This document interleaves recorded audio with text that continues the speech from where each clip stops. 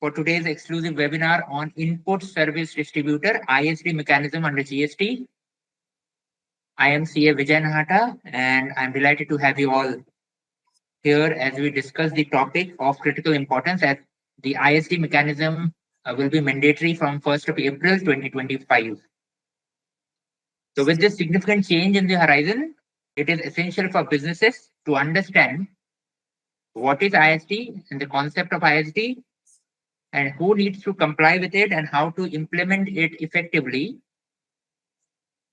What is the difference between ISD and cross charge? The recent amendments under Input Service Distributor Mechanism that was brought in under the Finance Act 2024 and 2025, the common challenges that the industry face and how to avoid it, and the steps to ensure smooth transition and the way forward. So to break this down and to provide an in-depth insight, we have with us C.A. Shubhankar Das, my partner and an esteemed expert in GST with vast experience in indirect taxes and compliance advisory. He will take us through the key aspect of ISD mechanism, its practical implication, and what businesses need to do to stay compliant. We want this session to be interactive and insightful, so we'll dedicate the last 15 minutes. I will request everyone to write their questions in the chat box so that I'll take up each and every question in the last 15 minutes. And please feel free to discuss and interact with Shubhankar and myself. So without further ado, let's dive in. Over to you, Shubhankar, for the deliberation. Hi, good evening, everyone. It's a very warm welcome to all the participants. Just a quick introduction that I am Shubhankar Das, Director of the Probity Consultant. So today we'll discuss about the input tax distributor, that ISD. So एक quick background के एक बार हम लोग history समझ लेते हैं कि ISD का हिस्ट्री अभी तक क्या हुआ है. What is the history of ISD? So law says that law use the word that ISD may distribute the credit where all the confusion has been started. So now the confusion is whether it is mandatory or it is an optional. Few industry players, they took the view that it is optional and they are not distributing any credit. A few took it religiously and subsequently they have obtained the ISD registration and distributing the credit. If we discuss in December 2021, Cummins India Private Limited case, in case of AAA, so it was held that ISD office need to take the head office need to take the ISD registration and distribute the common input tax credit which is received from the third party. Subsequently, in the 50th GST Council meeting, the council has clarified that ISD mechanism was optional. And in the same meeting, it was also proposed to make the ISD mechanism mandatory, but thankfully it was suggested to be prospectively instead of retrospectively. Subsequently, in the 52nd GST Council meeting, the council has fulfilled their commitments and recommended amended to section 261, section 20 and rule 39 of the CGST rule to make the ISD mechanism mandatory. Accordingly, Finance Act 2024 wide notification number 16, they have implemented all those amendments, and subsequently that notification number 12/2024 also amendment in the rules 39 of the CGST rules. Subsequently, in the 55th GST Council meeting, the Council further amendments in section 261 and section 20 to include that the section 53 and 54 giving reference of the earlier provision. And consequently, Finance Act 2025 has made those amendments which not yet notified by through any notification, which come in shortly. So इससे पहले एक बार discuss करने से पहले हम लोग एक बार जान लेते हैं what is the concept of ISD. I'll just pause you here. Just want a summary of the journey. So, if I may summarize what you just mentioned. So, previously, from the inception of GST, ISD concept was there. From 1st of July 2017, the ISD concept was there, but it was not mandatory. Right? Am I right? Correct. Okay. And after the Finance Act of 2024, Finance Act number 2 of 2024 and Finance Act number 2025, the year 2025 we just passed.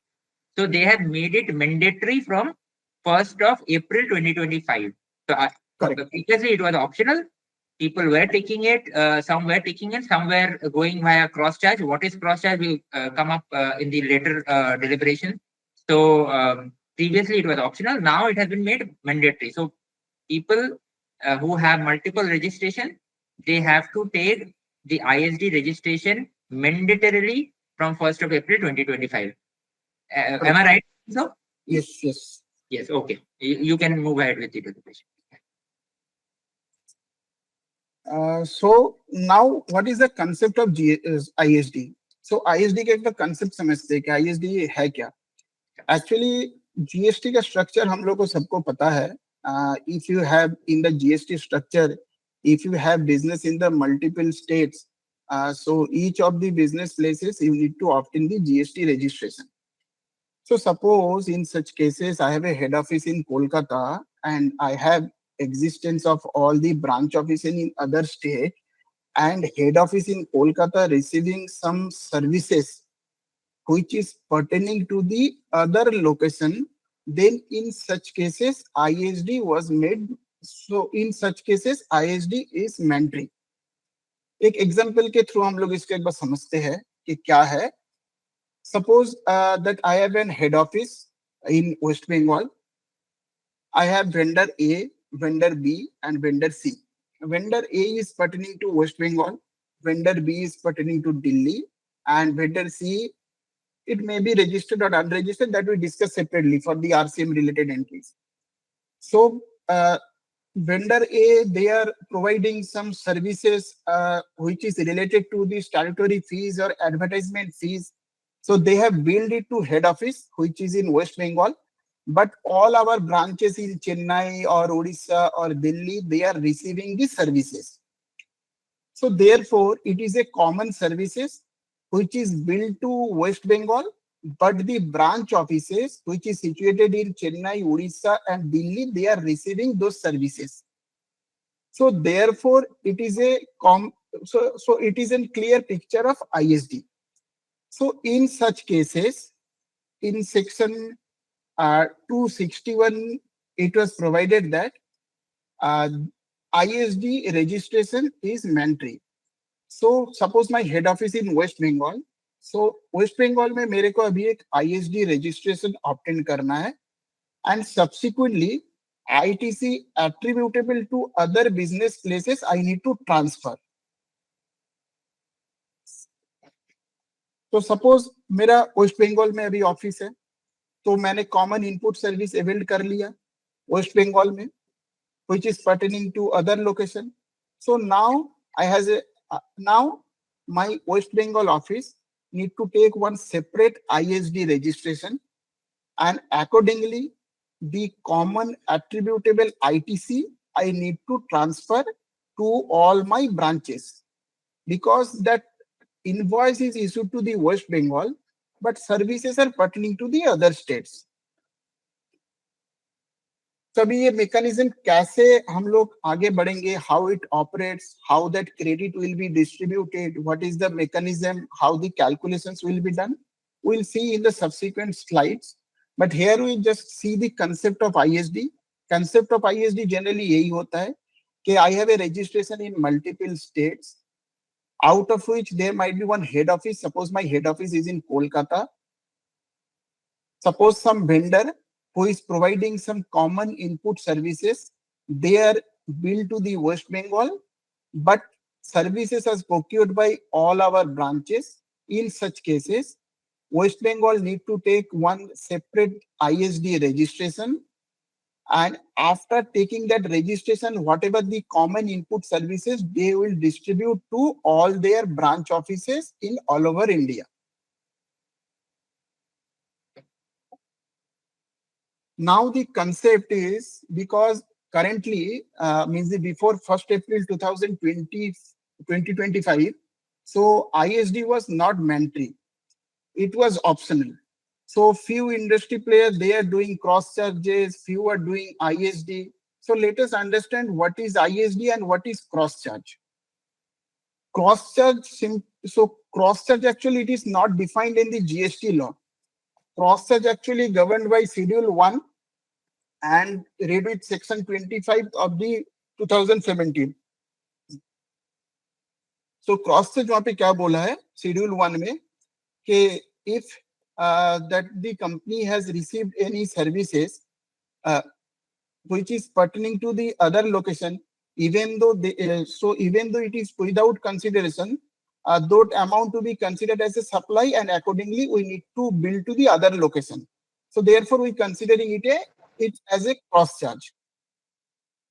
So cross charge generally it is not defined. Basically अगर मैंने कोई unit में या फिर कोई specific location में कोई service मैंने एक्वायर किया है, सॉरी कोई सर्विस मैंने प्रोक्योर किया है, and that services is used by the other location, in such cases it said that that branch or that unit need to transfer those credit or those cost to the other location. So those is a cross charge. Generally, if we see the ISD was ISD was given in section 20 of the CGST Act. Cross charge, if we see the difference between the ISD and cross charge, so basically ISD is only limited to the input services. If we receive any input services, then only that ISD mechanism is applicable. But in case of inputs or capital goods, ISD mechanism was silent. So on all those cases, cross charge will only the workaround. So therefore, many industry players, instead of doing the ISD, they are using the route of cross charge. Parties covered. If we see the ISD only, they are using the word for the distinct person. That means if a company has several branches in India, so each of the branches which is registered under GST will be considered as a distinct person. So ISD has make reference only of the distinct person. But if we see the cross charge, means the schedule 1, that schedule 1, if we see the schedule 1 definition, so the cross charge, it is covered distinct person as well as related person. Distinct person means all the branches, plus if there is any related parties, which is my holding company or subsidiary company or other the related company, those are also covered in the cross charge. So there ISD is silent. So purpose generally, if we so for ISD, if we received any input services from a third party, then only ISD will be applicable. If there is any internally generated goods or services, on those cases ISD also silent. In those cases, cross charge is only the solution, because schedule 1, it is a deemed supply. If any entry is fall in schedule 1, we need to pay GST on such supply. But ISD, therefore, as the ISD was silent, the internally generated goods or services, only the cross charge is the only last option. Legal requirement for ISD, there is a separate registration under GST is required, but for cross charge, no such registration is required. Head office directly can issue one invoice to the extent of cost which is related to the other branch offices. For valuation, so in case of ISD, generally valuation that the distribution is done based on the turnover. For ISD generally, for ISD generally valuation does not have any impact. Only the ITC part we need to transfer to the other location, and the ITC distribution will be made based on the turnover as provided in Rule 39. Whereas for cross-charge cases, valuation has an impact. So market value we need to consider. But if the ITC available to the recipient, even the nil value can be considered as a market value. That means the value can be considered as a nil if the ITC is fully available to the recipient. If ITC is not fully available to the recipient, then the valuation rules will apply, and accordingly we need to decide the valuation part. A few of the example of the ISD means the ISD on legal or consultancy fees, audit fees, server fees. Generally, all the services or all the input services which is used by one or multiple locations, those will be considered as a ISD. Whereas cross charge generally, the cost which is internally developed by the company and distributed to all the branches, those will cover under cross charge. So we'll discuss it later and we'll understand it better. What is the internally generated services, how it will operate. We'll discuss in the next slide. Sundar, once let me just summarize what you just mentioned about ISD and cross charge. If I mention about cross charge, so basically cross charge happens between any one GST registration to another GST registration. Like we are doing, say suppose there's A Limited with a registration in West Bengal, and there's B Limited with registration in, say suppose, Odisha. The way we invoice from A to B Limited, in the same way we are doing the invoicing within the same organization having different GST. In cross charge, we are transferring inputs, input services, capital goods, all the type of ITC to cross charge. But in case of ISD, ISD stands for input service distributor only. Only the input service ITC will be distributed and no other ITC will be distributed. And as you mentioned that there is a separate registration compliance is there for ISD. In case of cross charge, there is no separate registration compliance. It is just like you have a registration, already have a normal registration, and you want to bill it to some other registration within the same organization. Within the same PAN, you are billing to, say suppose, some other location having a different GSTN for transfer of ITC, because that particular location has actually availed the goods or services. Right? Yes. Okay. Fine. Now let us understand what the circular number 199. So the recent past, that circular number 199 has been issued, where it is clarified that ISD was not mandatory. The industry can take the cross charge or they can opt for the ISD. So both is open before 1st April 2025. So in that circular, they have given reference to some internally generated services. Now, what is the internally generated services? Suppose I have a head office. I am carrying out some common functions or some common activities I am carrying out in my head office, which is benefited to all my operational units. Suppose my head office is in Kolkata. I am carrying out some activities which involve certain cost. But ये जो cost मैं involve कर रहा हूँ, that benefited my other entity or other operational unit which is located in other states. So actually those services or those services will as called as internally generated services. So in that circular, it is clearly mentioned that in case of internally generated services, they can opt for the cross charge. Whereas for any third party services means any third party services. That means any audit fees or any common services. Suppose I have an head office in Kolkata. I have received any common services. Common services means which is billed to one location but benefited for all my operational units. Suppose there is an audit fees. Generally, audit fees billed to in one entity or one location, but it is pertaining to all my operational unit.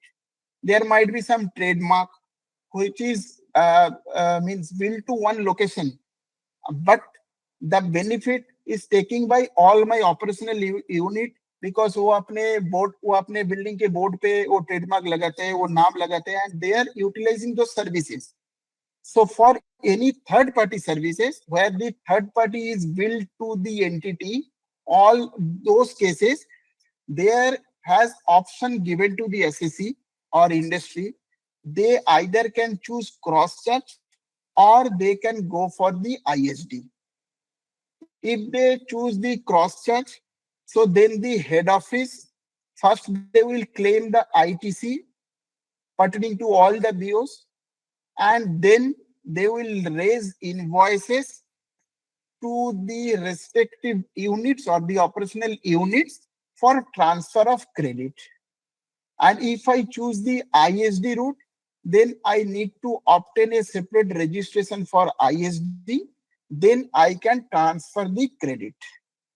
Now, if I choose the cross charge, so in that circular, one point is also clearly mentioned. If I choose the cross charge route, if the recipient is eligible for full ITC, on those cases, the market value, it is only applicable for internally generated services. Suppose we have in the first leg, we have discussed that the internally generated services cross charge is mandatory. Now cross charge is mandatory. So, but for which cases? So the circular has also given the relaxation. Circular has says that if that full ITC is available to the recipient, then whatever the nil value can be considered as the market value, and accordingly no invoice required to be raised on my branches. Suppose I have internally generated some activities or some cost I have internally generated, and I am cross charging or I am raising invoice to my other unit, and I have seen that ITC is fully available to the other operational unit. In such cases, it is not required to raise any invoices because the market value can be considered as a nil. If we consider the market value is nil, then no invoice is required to be generated. If the ITC is not available to the recipient unit means the unit on which we are raising the invoice, on those cases only invoice need to be raised. So this is circular number 199. Hope it is clear. Now, Subankar, just one thing about this internally generated services. So mhm. if we can take an example of internally generated services, say suppose we have developed a software internally. Internally generated service is correct. If we developed a software, suppose we develop the SAP in our office, but it is benefited to all my units, So or, yeah, or we if, developed certain software which is benefited to all the operational units. so we have customized software, say suppose in our West Bengal unit, and that customized software will be used across India throughout all the GST registration. Say suppose we have 15 registration, all the 15 registrations are using those software services. Now this is an internally generated service that we have generated inside the organization for all our branches from the HO. Now you just mentioned that the circular says that you want to cross charge for the services received by the branches from the HO, right? Now, Mhm. if the branches are eligible for 100% input tax credit, then the valuation can be nil. You can generate the invoice at nil value, which means you are not required to generate any cross-charge invoice. Actually, that means the nil value also can be considered as a open market value. If we Yes. consider the nil value as the open market value, then no invoice is required to be generated for IGS.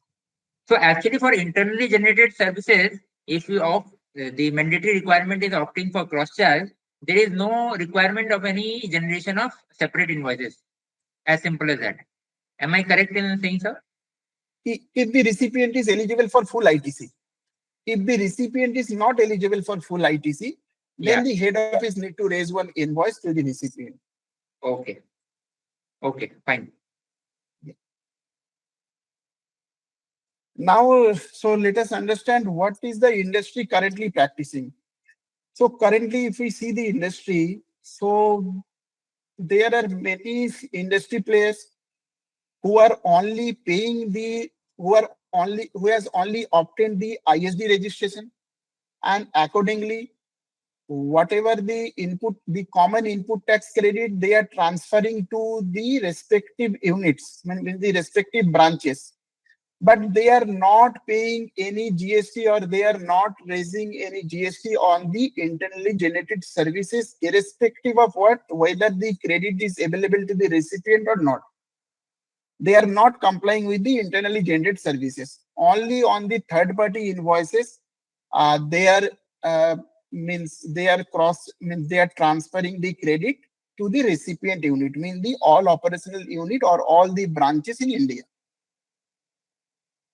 Other industry players, in few cases, what we have seen that they are only doing the cross charges, even for third party invoices or the internally generated services. All the cases they are doing the cross charges.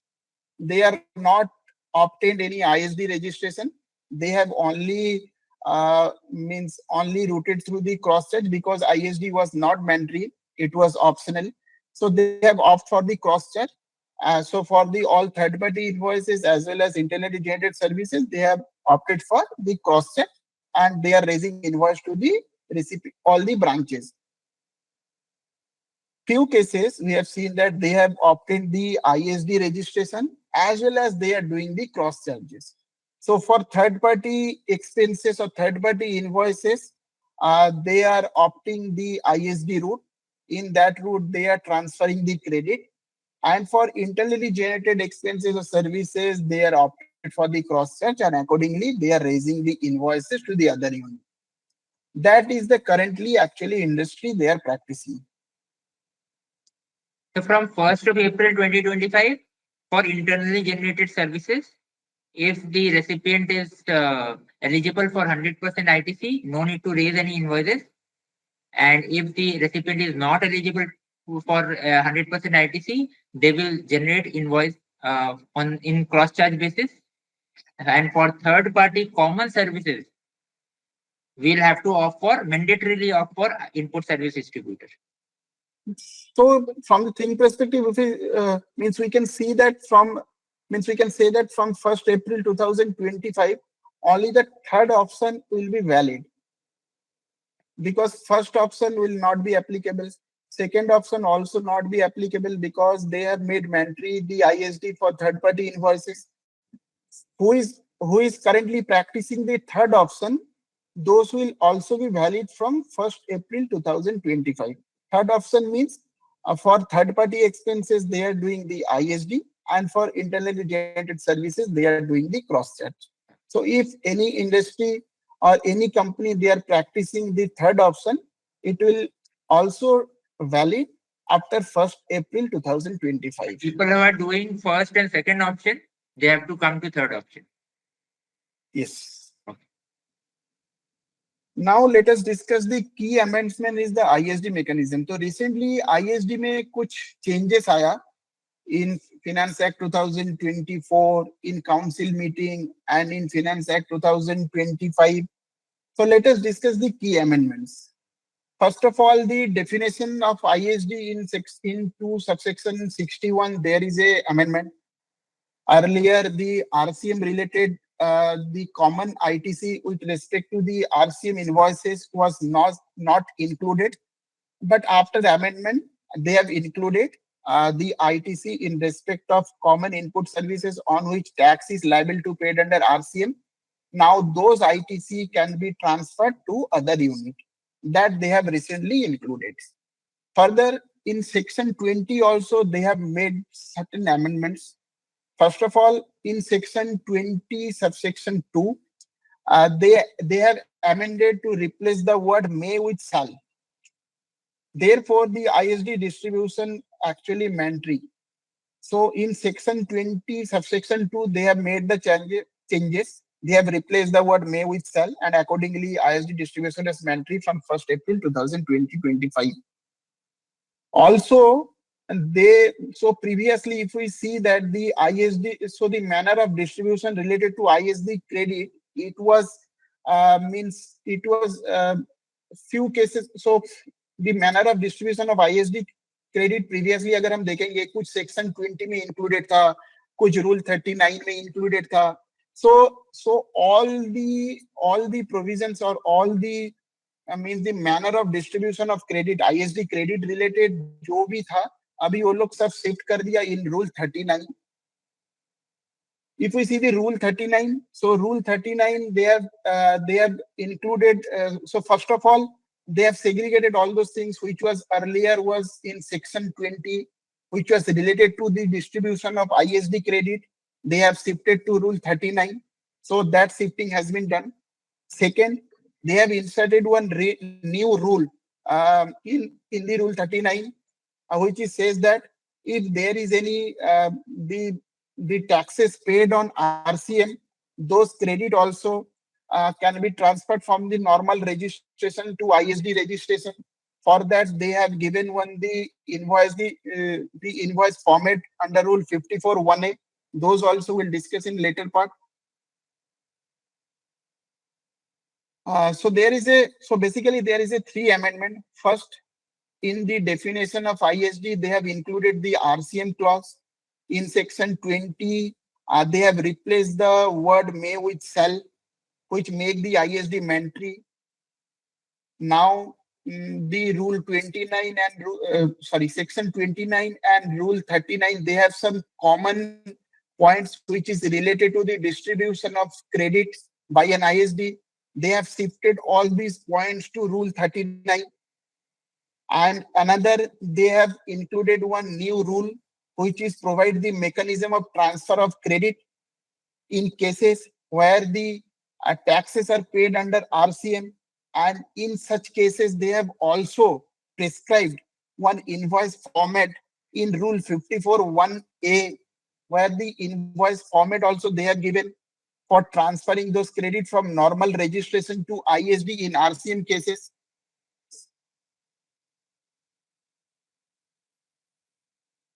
Now, what is the mechanism of distribution of ISD?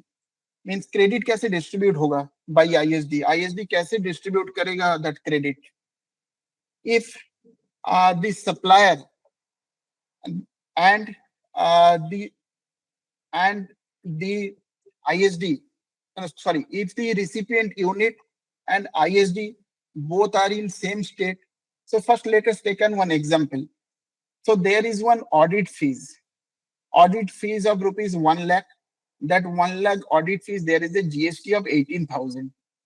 So 18,000 GST credit we have received, CGST 9,000, SGST 9,000. That is the common ISD need to distribute. So that CGST credit we have received, and if we distribute the same credit within the same state, then CGST credit can be distributed as CGST.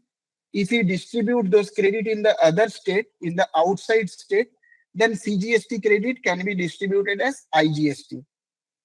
That means if it is within the state, so the CGST 9,000 credit will be distributed as a 9,000. If it is in outside state, so CGST 9,000 and SGST 9,000 put together 18,000, we have to distribute as a IGST credit. That 18,000 we have to distribute as a IGST credit. Similarly, SGST also, if it is in the same state, so SGST credit will be distributed as a SGST. If it is in the other state, so CGST, SGST credit put together 18,000 and we have to distribute it as a 18,000 IGST credit. If we receive the IGST credit and also we are transferring in the same state or other state, it will not change, because for IGST credit, if we receive any IGST credit in the if we received any IGST credit in the ISD, so those IGST credit will be distributed as a IGST is always, irrespective of whether it is within the state or outside the state. So let us explain it once more. Just I'm summarizing it, Shankar, just whatever you mentioned. So say suppose I have a regular registration in West Bengal and regular registration in Odisha. I have a ISD registration in West Bengal. Okay. So the vendor bills it to the ISD registration from West Bengal to West Bengal ISD registration. The vendor is also in West Bengal. My ISD registration is in West Bengal. I have received the credit of CGST and SGST in my ISD registration. Now, say suppose I need to transfer the the ITC received in my ISD registration in a 50-50% to West Bengal normal registration and Odisha normal registration. Right? I hope this is understood. The scenario is understood. I have a two normal registration, West Bengal and Odisha. I have ISD registration in West Bengal. The vendor has billed to the West Bengal ISD registration. I have received CGST and SGST credit in my ISD registration, 9,000, 9,000, 18,000. Now, if I want to transfer the credit to my West Bengal unit, I will transfer CGST as CGST and SGST only. So 50% of my CGST and SGST, which is 4,500 and 4,500, to my West Bengal normal registration, and I will transfer 50% to my Odisha normal registration, which is 4,500 plus 4,500, which is 9,000 IGST. I will transfer to Odisha normal registration. Am I correct in saying so, Shubhankar? Yeah, correct. Yeah. Means if the ISD and the recipient unit both are in same state, then CGST credit will be transferred as a CGST, SGST will be transferred as a SGST. If both are in different state, CGST credit will be transferred as IGST, SGST will be also be transferred as IGST. IGST. Okay. Right. In IGST credit cases, always it will be transferred as a IGST, irrespective of any situation. Perfect. Now, credit distribution mechanism. So, what is the mechanism?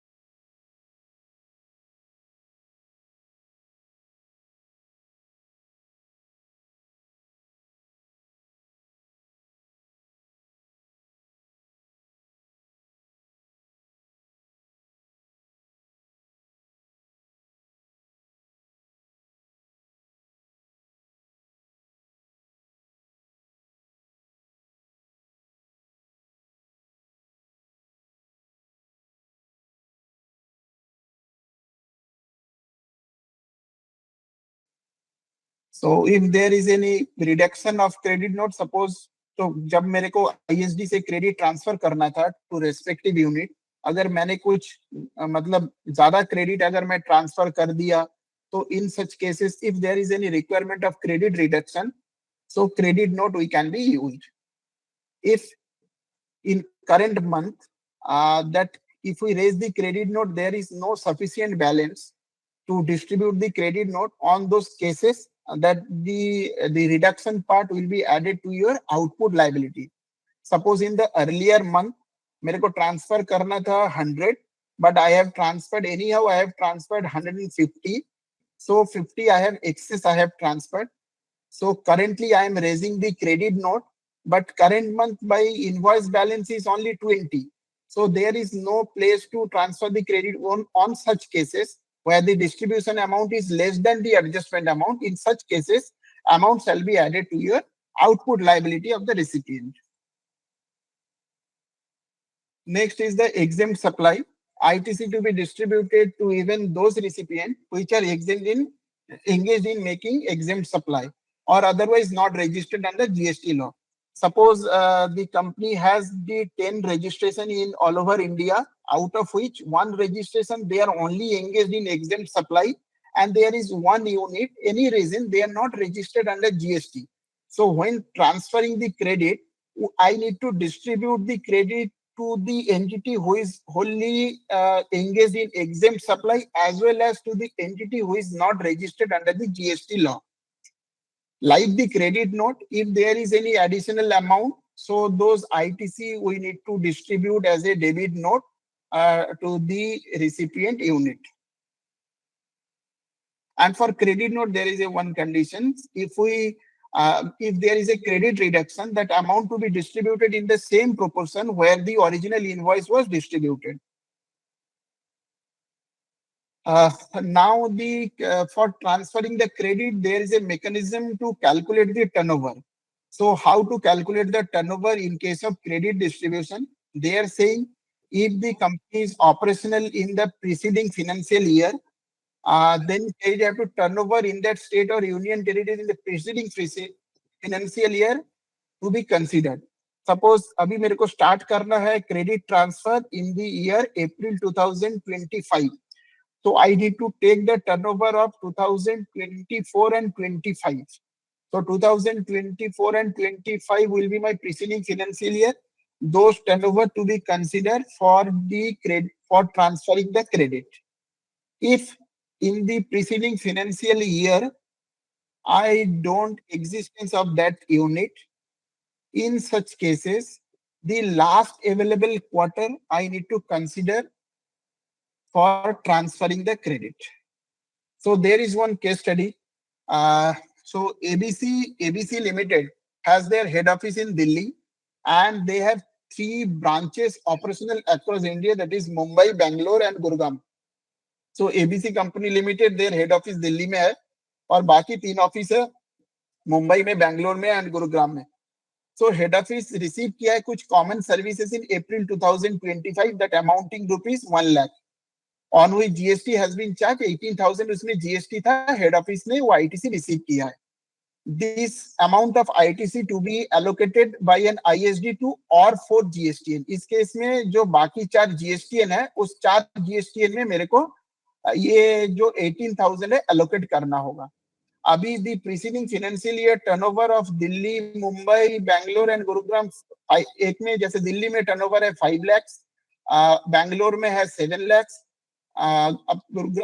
Delhi में है 5 lakhs, Mumbai में है 7 lakhs, Bangalore में है 8 lakhs and Gurugram में है 4 lakhs. In case the company need to take the separate registration, so इसको कैसे ऑपरेट करेंगे? So first of all, the company need to take separate registration in Delhi as a ISD registration. First of all, they have to take the registration. उसके बाद जो ISD में जो credit हम लोग को रिसीव होगा 18,000, that 18,000 we need to transfer normal registration of Delhi, normal the Mumbai unit, Bangalore unit and Gurugram unit. So my total turnover, if we put together Delhi, Mumbai, Bangalore and Gurugram, my total aggregate turnover is 24 lakhs. So first of all, Delhi I need to divide it actually this service is actually commonly utilized by all the units. So all the units we need to proportionately transfer. If we proportionate based on the turnover, so the total turnover is 24 lakhs. So I have to divide their each turnover divided by total turnover into total ITC. If I do this, the Delhi for Delhi we need to transfer 3,750. For Mumbai I need to transfer 5,250. For Bangalore I need to credit transfer of 6,000, and for Gurugram I need to transfer credit of 3,000. So due to the shortage of time for other case study, we are not discussing it now. Now there is a special procedure for distribution of ITC in case of RCM. So currently they have introduced the transfer of credit for RCM. Suppose there are two registration. In Kolkata, I have two registration. One is the West Bengal ISD registration and one is the West Bengal normal registration. तो अभी इसमें RCM transaction कैसे cover होगा? सो इसमें पहले बोला है कि जो वेस्ट बंगाल का नॉर्मल रजिस्ट्रेशन है, for all the RCM cases first I need to include those cases in the normal registration. पहले मेरे को नॉर्मल रजिस्ट्रेशन में वो सारा इनवॉइसेस लेना होगा, उसका आरसीएम मेरे को नॉर्मल इनवॉइस मतलब नॉर्मल रजिस्ट्रेशन से पे करना होगा. First of all, first we have to identify the ITC arises where the RCM is applicable. तो पहले मेरे को बुक्स ऑफ अकाउंट्स में मतलब आइडेंटिफाई करना होगा कौन सा ट्रांजेक्शन है जिसमें RCM applicable है as well as they are common. So first we need to identify those. Then those cases we need to pay the RCM from the normal registration. So मेरा वेस्ट बंगाल में जो नॉर्मल रजिस्ट्रेशन है, from that normal registration I need to pay the GST. And subsequently through the invoice they are referring in rule 54(1)(a), I need to transfer those credit from normal registration to ISD, because ISD cannot pay the RCM. Whatever the registered party, that the head office means West Bengal normal registration, they have to consider those RCM invoices and they need to discharge the RCM liability from that registration. Subsequently, through that invoice, what is referring in rule 54(1)(a), they can transfer those credit from normal registration to ISD. After transferring those credit from normal registration to ISD, ISD subsequently can distribute to that credit to the recipient unit who actually avail those services. If it is pertaining to all the units, then credit will be distributed to all the units. If it is pertaining to particular one or two units, one or two branches or units or branches, then the ITC to be transferred only to that branches. This is the overall the procedure for RCM transaction. Vijay, hope it is clear. If you have any doubt, you can ask. Yeah, so in case of reverse charge, basically the concept is the ISD cannot pay taxes on its own account.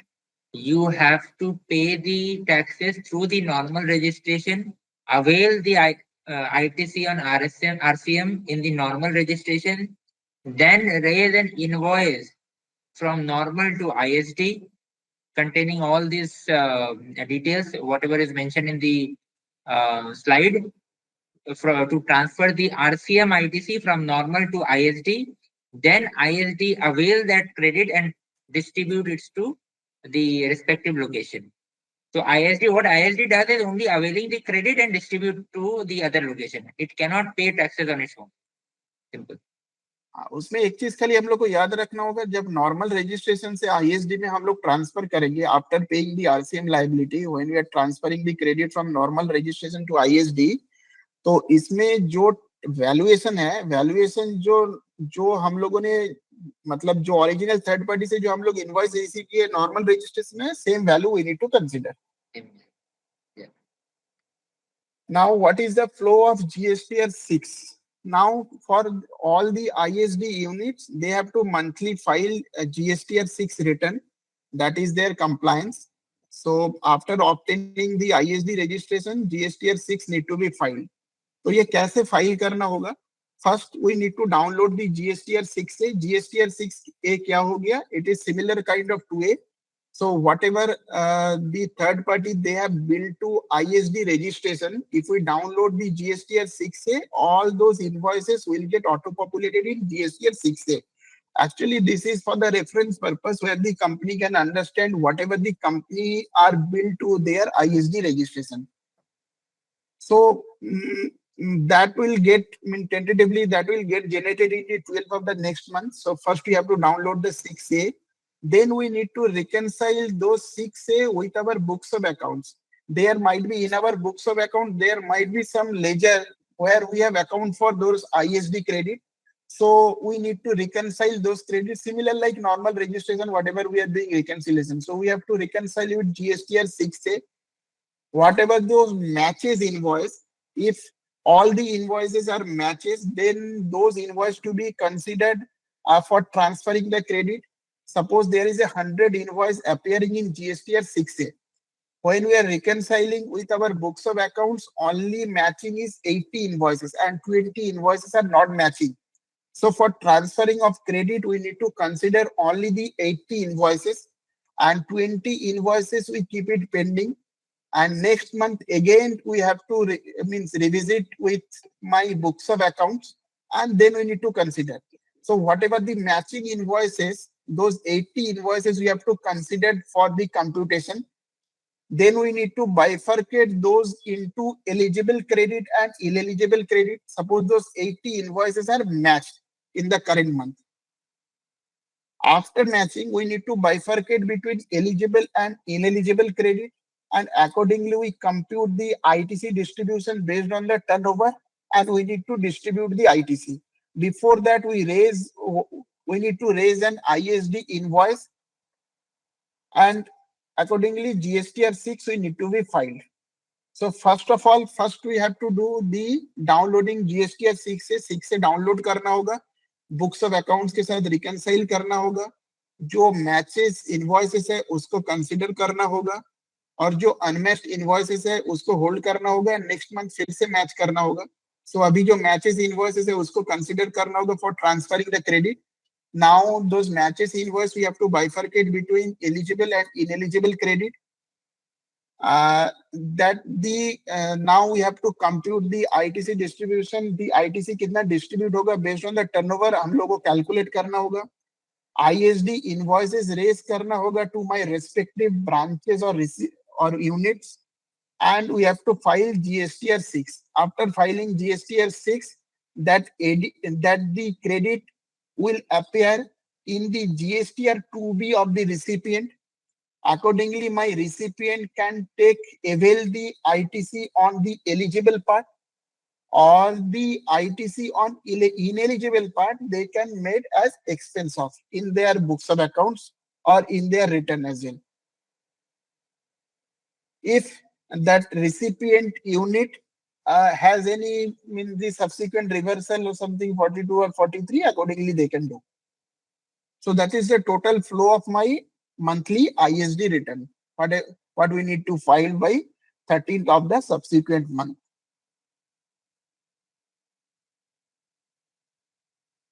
What is the consequence if I not comply with the ISD provisions? So first let us discuss if we transfer any excess credit.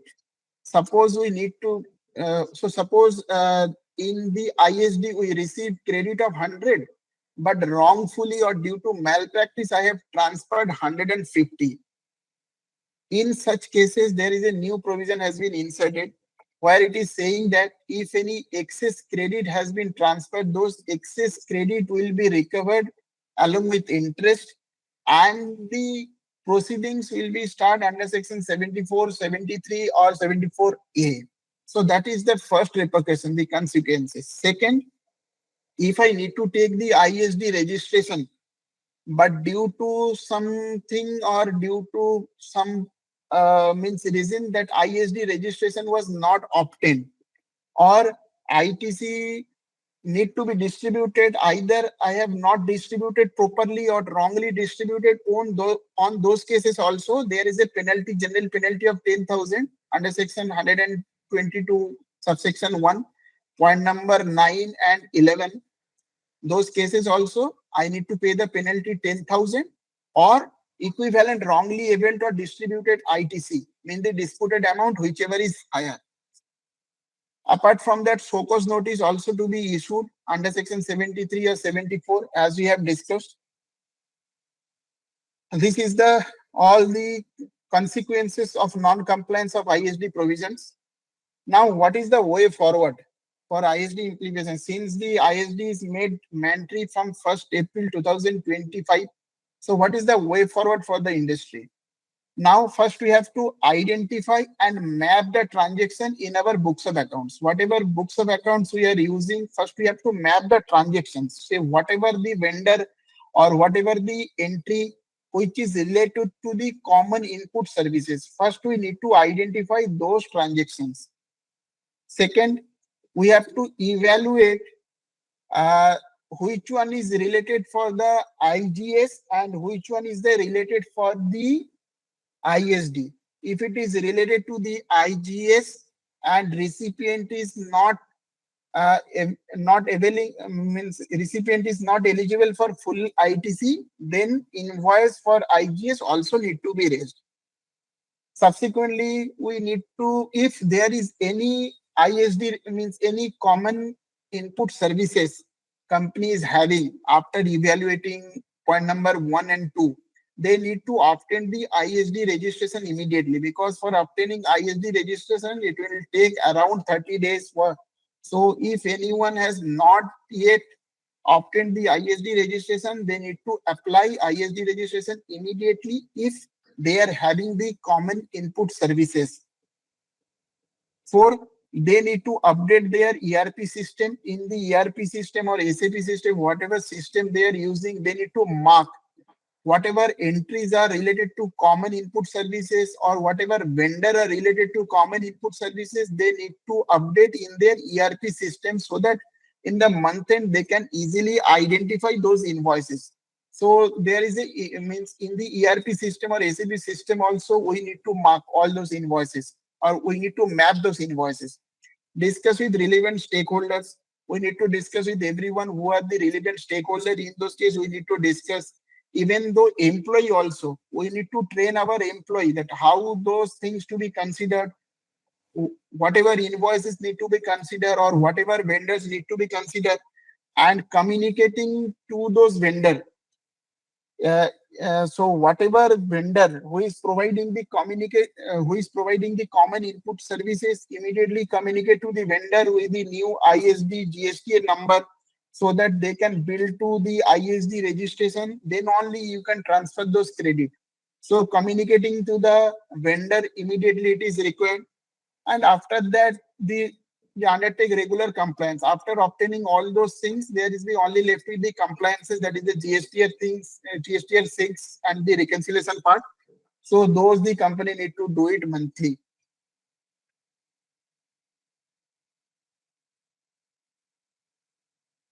Okay, just one thing. So any entity having more than one GST registration, any entity Mhm. having more than one GST registration, say suppose they have two GST registration and two or more, and they are receiving common input services. So they are only affected by this change of mandatory ISD registration. If the company has only single registration, then there's nothing to be done. Like, yeah. Also, If if any they have company, multiple GST registration, but they are not receiving any common input service, then also no ISD registration is required. correct. So that's why we have. So first, the implementation stage is the identify and map your transaction. First, you check whether you are registering in multiple states or not. If you are not registering in multiple states, then I is not applicable for you. Also, if we are not So receiving any common services or not, we have to map the common services received. yeah, correct. Then map your transactions, whatever invoices we are receiving, whether it is for common, whether the services are receiving by your If you have the multiple registration in different states, then you have to map, means whatever services we are receiving, whether it is only for one unit or is pertaining to the other state or other units, that you need to map the transactions. Okay. So there are a few questions that we have received. So we'll take it up one by one. First is one of the question received by Raman. He says we are doing cross charge. Right now we are doing following the cross charge method and not ISD, and we would like to continue with that because it is simpler. Can we do that? Now, from 1st April 2025, for internally generated services, you can continue with the cross charge. But for the common input services where the third party raised invoices, for those cases, actually ISD made mandatory by the section 20 subsection 2. So from 1st April 2025, even though it is simpler, but you cannot continue with the cross charge for the third party invoices. For Right. internally generated invoices, you can continue with the cross charges, there is no issue. But for the third party invoices, you need to obtain the ISD registration. The second question by Harsh, do I need to take ISD at my HO? Do I need to take ISD at my HO only or in multiple states? Why do I need to take at HO only? Because I may have vendor for common services from a state other than HO. And So there's a similar question by Ayush as well. If I have a regular GST registration in 5 states, then do we need to take ISD registration in every state? So suppose I have a registration in 5 states, and in each 5 states, I am receiving some common input services. In such cases, we need to obtain ISD registration in all such states where we are receiving the common input services. So now there is a planning opportunity for the company. They can shift all the common input services to one respective location so that their compliance burden can reduce. If they can receive their common input services in all the branches, suppose in 5 states and each states I have receiving some common input services, then the company has to take ISD registration in all such states. Sure. Then there will be 5 ISD registration and they need to comply. Instead of doing so, if they ask vendor that my HO is in West Bengal, so I have taken ISD registration in West Bengal. So whatever the common input services is, you bill to the directly to the West Bengal the ISD registration. Then their compliance will be easy. Otherwise, if they have having multiple branches in multiple states and all branches are receiving the common input services, so each such state they need to obtain the separate ISD registration. Yeah. So So it they is need like to plan planning. accordingly. Yeah, Yeah, they yeah, have it to is. plan it beforehand that they have to choose a location, preferably. Most of the companies, what they do is it's the HO where they take the ISC registration and they ask all their vendors throughout India, throughout the country. They ask their vendor to bill it to their ISD registration at HO, and from the ISD registration at HO, they distribute the credit to the respective location which has actually availed the services. So not that they will, like, say suppose a company like ITC, if they have common services received in 30 states, they will not take ISD registration in all 30 states, right? They will take ISD registration in one state and they will then distribute it to other 30 states. The third question is if an entity has multiple GST registration across state, can it maintain multiple ISD? This has been already answered. Can you please share the format of document to be made for distribution of credit from ISD to regular registration? Yeah, definitely we'll share. We have already been prepared for our clients. We'll share those. If you share your mail ID, so definitely we'll share. No issue. Sure. So the fifth question: what happens if the vendor invoices in the normal registration and not in the ISD registration? So vendor has been communicated that I have taken ISD registration, but for the common input services also they are billing into the normal registration and not in the ISD registration. In such a case, what can be done? So we need to communicate the vendors so that they can means build to ISD registration. Even though there is a two thoughts of school, who are saying that in first cases, I've recently heard that in few consultants, they are saying that the 54(1)(a), whatever is the new that invoice, the format has been mechanism, that the new mechanism has been given for the RCM. They are asked they are asked the company to follow that approach. Means suppose I have ISD registration in West Bengal and I have a normal registration also in West Bengal. So instead of ISD registration, vendor has wrongly billed to my normal registration. So on those cases also, instead of asking the vendor, few consultants have seen that they are instructed the company, you can include those invoices in your normal registration and transfer it to ISD by rule that 54(1)(a) that the invoice format is given. But I think it is wrong because in the council meeting when it was decided that the rule 54(1)(a) has been prescribed only for transferring the RCM credit, not for the third-party invoices. If anyone transferring the credit from normal registration to ISD registration for third-party invoices, I think it is correct. It is from my perspective, from my point of view. That route is only that the rule 54(1)(a), it is only given for the RCM registration. If your vendor has wrongly done, instead of ISD, they have billed to the normal registration, communicate with the vendor so that they can make the changes. Okay, sure. So, Ayush has asked another question. What will I do if I have a IFF registration? The due date is 13th of every month. I believe he is mentioning about that if the vendor has a QRMP registration, opted for QRMP scheme, and he is billing on a quarterly basis, filing GST1 on a quarterly basis, or optional for the first 2 months, and then finally in the third month he files it. So, what happens in such cases for the common service invoices? So actually, rule it is saying that when you are receiving the invoices in your ISD registration, so accordingly you need to transfer it to your branches. Right. So if it is an IAF, so whenever you have receiving those invoices in your ISD, then accordingly you can transfer. If they are doing the IFF and they have means while filing the IFF, they have shown your invoices in the IFF. Accordingly, it is get reflected in your It's GST. mentioning that IFF, the due date of IFF is 13th. The due date of ISD registration is also 13th. So if the vendor mentions in his return on the 13th, will the GSTR 6A gets populated with the vendor invoices? No, then the cutoff date and all those things, it's not been prescribed when, so actually the cutoff date and accordingly it will get reflected.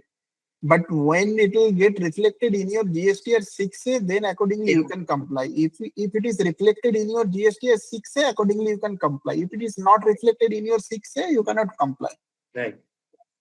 So one interesting question also is if there are no invoices raised on the ISD registration for a particular month, say suppose there are no invoices from the vendor on the ISD registration, so whether they need to file a nil return or they do not need to file any return. There is also two view, means all those things also means that ISD mechanism was prescribed only for transferring the credit. If I do not have any credit, so there is no need to transfer any credit.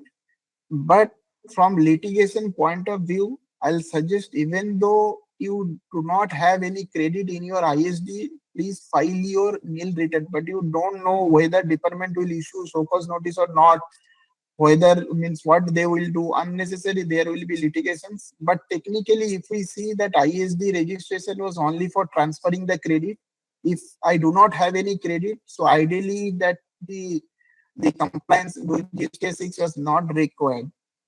But from the litigation point of view, it is better to comply. Even though it is nil, please file your GSTR 6 to avoid unnecessary litigations. Sure. The last question is what happens if the ISD registration distributes more ITC than what was available? Yeah, so if we received, suppose we received 100, but we have received 150, then there is a two approach. If those mistakes identified by the department, they will issue you the show cause notice, and accordingly, the respective states need to reverse those ITC. Respective recipient where the ISD has distributed the credit. Yeah, correct. Where the wrong ITC has been distributed.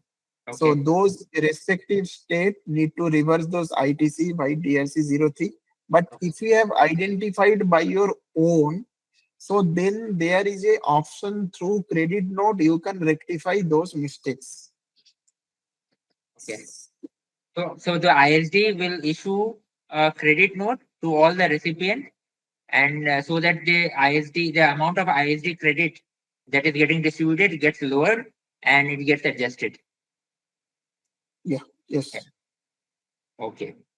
And we have also discussed about the penalty and legal consequences. So they have mentioned that what are the penalty and legal consequences for the improper distribution of ITC by ISD if they have distributed improperly the credit. Improperly, so one is there is a general penalty, it is there.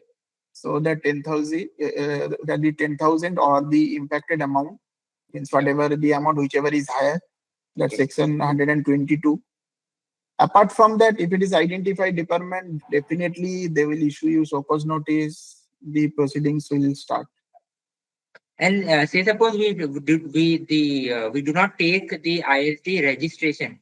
Let it mandatory from 1st of April. We are not taking the ISD registration. We are continuing with the cross charge mechanism. What happens in such a case? That general penalty of 10,000, it is given 122, that if you require to obtain the registration but you have not obtained, so there is a general penalty of 100, all the impacted amount, whichever is higher. So So it is 10,000 CGST and 10,000 SGST, it is 10, 20,000. yeah, correct. That the 10,000 CGST and 10,000 SGST. Right. So okay, Vinod Shaw, he writes he needs a copy of the format and the presentation. Okay, and so we have taken up all Sir, the questions up. sir, I have one query, sir. Sorry. Yeah. Yes. Sir, I mean, I have one query with respect to invoice raised by the common service provider. Say, for example, in your case, Probity Consultants is providing, I mean, professional services. There will be a scenario where the Probity has rendered services to to a taxpayer with respect to one particular litigation matter in particular state. Yeah. For example, in the state of Haryana. Yeah. So in that case also, does the company require to, I mean, does Probity need to raise invoice to ISD, and in ISD shall distribute this particular invoice to Haryana, or how is it how it will? No, the thing is here first whether Probity will raise invoice to the ISD or not, that is totally depend on you. No, wait, that's If what. you For example, I will mark you. No, sorry, sir. I yeah, will rephrase my question. if you instructed Probity to raise those invoices to your ISD registration, then means we will raise the invoices to your ISD registration. Now the question is whether you will instruct or not. Who is it? Those Like, cases, no. it is the services, it is related to the Haryana only. Haryana state you are saying, na? Yes. Yeah. That those services, it is not pertaining to the all the location. It is Correct. only pertaining to the Haryana state. In Correct. some cases, ISD route is not required. Correct. If it is more than one unit, suppose the consultant is raising invoices which is pertaining to Haryana and West Bengal, those cases, Probity consultant need to raise invoices on ISD. Yeah. If the consultancy fees or litigation fees, it is only related to Haryana, directly we can bill to the Haryana registration. Right. Right. Correct, sir. But there will be a scenario where Probity is a consultant, GST consultant for ITC Limited. So there will be one common PO raised by ITC to Yeah. Probity. So in that case, I cannot instruct Probity each and every time to raise to this particular location. So what happens in Narasimha ji, what happens is if I have understood your question correctly, in such cases, say suppose Probity has been appointed as a retainer vendor Yes, sir. Yes. by ITC Limited for all its 30 registration throughout the country. We will do everything pertaining to GST, right from compliance to litigation, everything. Right now, Yes. now the services has not been identified or attributable to any one registration in that case. Yes. We have taken up the assignment on a PAN level, on a Correct. company level. We have taken up the entire assignment. So we will bill to the ISD registration of ITC, and the ISD registration of ITC will distribute its credit as per the pro rata basis, whatever. Correct. Correct. But then where it is case to case specific, when the litigation that has come from Haryana registration only, and for that assignment we have been appointed only for that assignment, and so we'll bill to the Haryana registration because it is clearly attributable to the Haryana registration, right? So in such a case, we'll bill to the Haryana registration only and not to the ISD registration. I hope it is clear. Yes, sir, clear, sir. But my question is, I mean, on the front, this is on the company doesn't have to direct probity each and every time. So when Yeah. I have a retainership PO, the Yeah. PO, the invoice will be in general, it will be raised on ISD. ISD. Yeah. But in the same retainership agreement, I mean, in the same case only. Say for example, I mean, something audit has been picked in Gurgaon.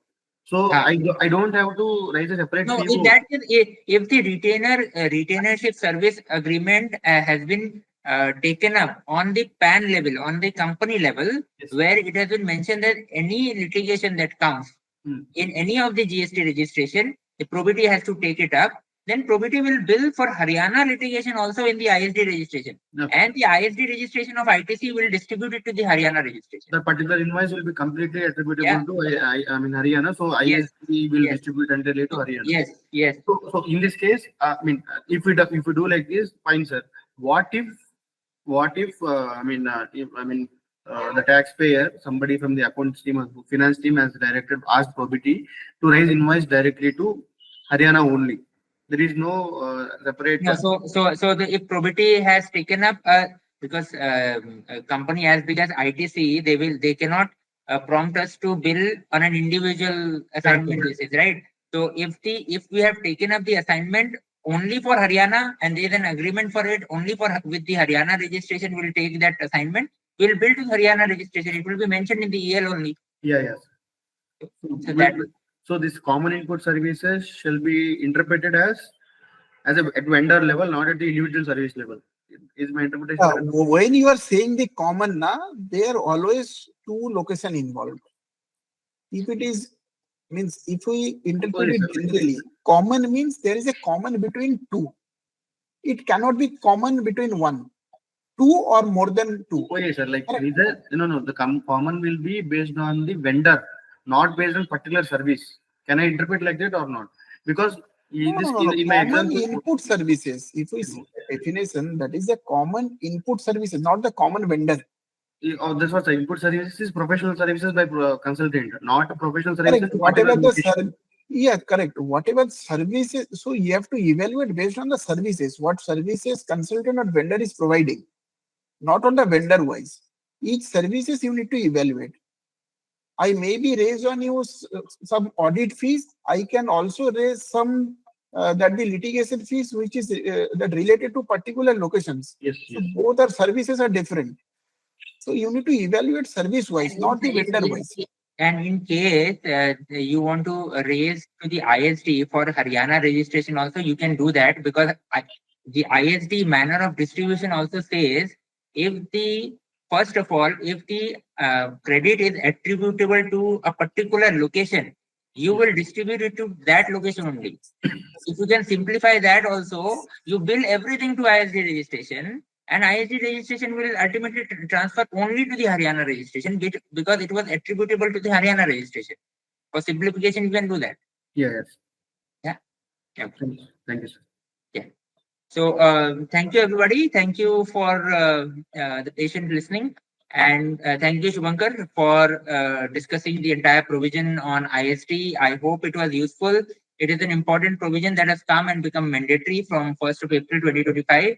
And we are open to all the queries and suggestions.